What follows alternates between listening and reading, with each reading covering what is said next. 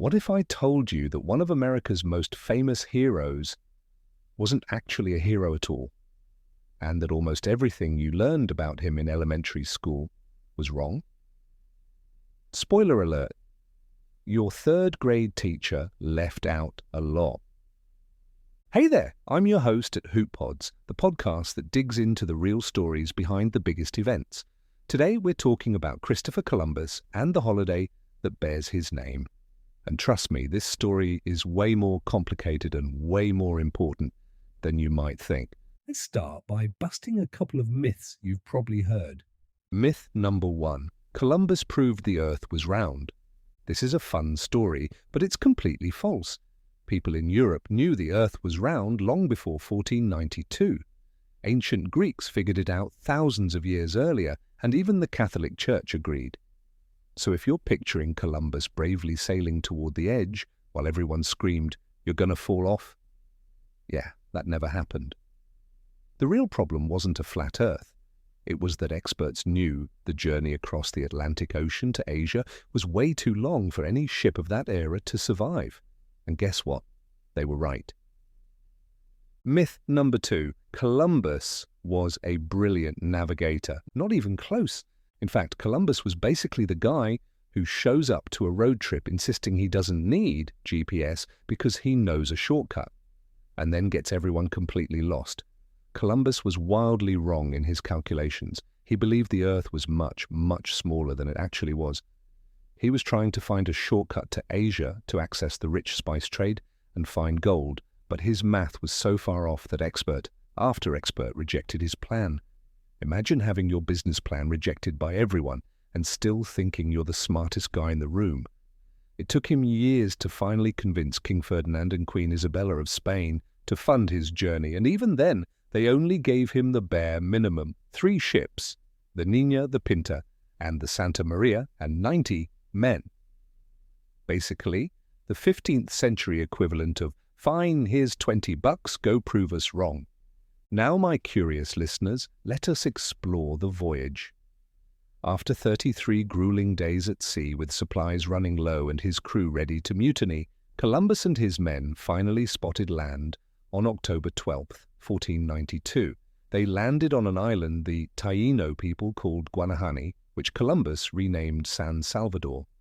Because nothing says I discovered this place like immediately renaming it, right?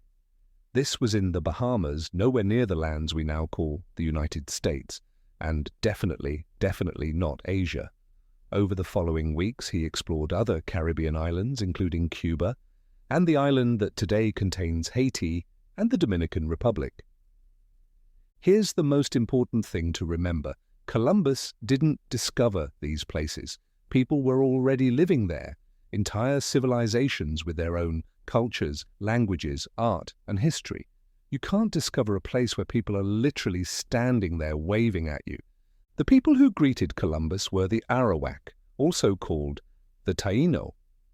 They were farmers and artists with a complex society, and they were incredibly kind and welcoming to these strange visitors. They brought gifts of parrots, food, and cotton. In his own journal, Columbus wrote that the Taíno people were well-built, with good bodies and handsome features, and the best people in the world, and above all, the gentlest. He even noted that they didn't carry weapons and were so unfamiliar with violence that they cut themselves on his sword because they had no idea what it was. But here's where the story takes a really dark turn. Columbus didn't see the Taíno as friends or even as equals. He saw them as something to be used. In that same journal, he wrote that they would make fine servants, and that with just 50 men, he could make them do whatever we want. Almost immediately, he took some of the Taíno people as prisoners so they could be forced to learn Spanish and serve as his guides.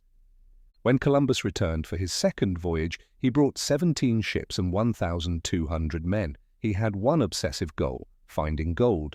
When he didn't find the massive gold deposits he'd imagined, he became furious. He forced all Taíno people over the age of 14 to find a specific amount of gold dust every 3 months.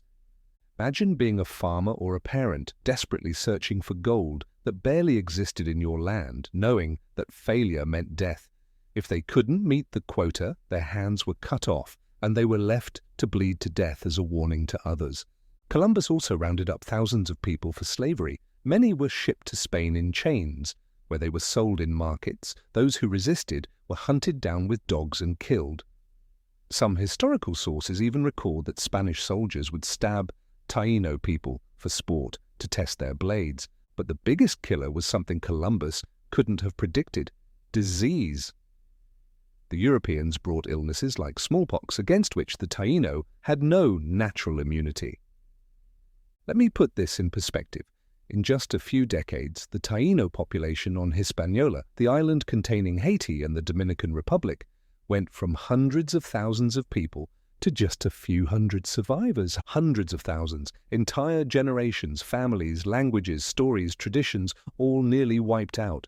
It was one of the most catastrophic population collapses in human history. So if Columbus's story includes so much violence and tragedy, why was he celebrated as a hero for so long? For a long time after he died in 1506, Columbus was largely forgotten. That changed in 1828 when an author named Washington Irving, yes, the author of the famous Legend of Sleepy Hollow, wrote a best-selling biography about Columbus.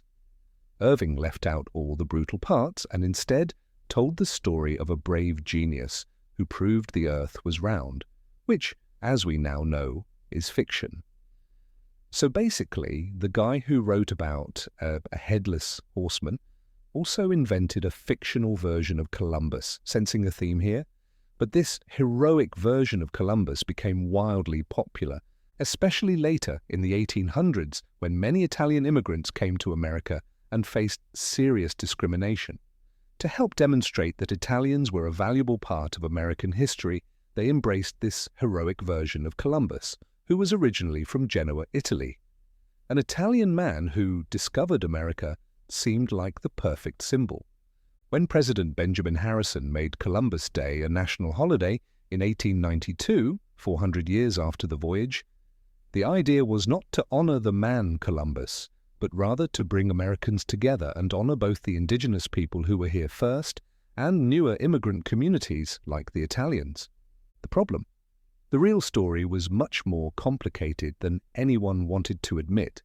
Today, many people are looking at this holiday with fresh eyes. We now understand the complete story, including the enslavement, violence, and massive death toll that followed Columbus's arrival. This has created real tension, especially between Native American communities and Italian American communities who see the holiday very differently. In response, many cities and states have started celebrating Indigenous Peoples Day on the second Monday of October instead. This day honors the history, culture, and contributions of Native Americans, focusing on the people who were victims of colonization rather than the colonizer himself. The reality is that history is complex. Christopher Columbus was a sailor who changed the world by connecting two continents that had been separate for thousands of years. But his legacy is one of both immense change and profound tragedy. He opened the door to an exchange of ideas, foods, and cultures, but also to centuries of colonization, slavery, and death. Learning the complete story, the good intentions behind the holiday's creation, the truth about Columbus's voyage, and the terrible loss of life that followed, helps us understand why this day remains so deeply controversial. It reminds us that history is complicated. The heroes we learn about in elementary school often have much darker stories than we were taught, and those stories matter. So what do we do with this information? We can't change what happened 500 years ago, but we can choose how we remember it and who we honor.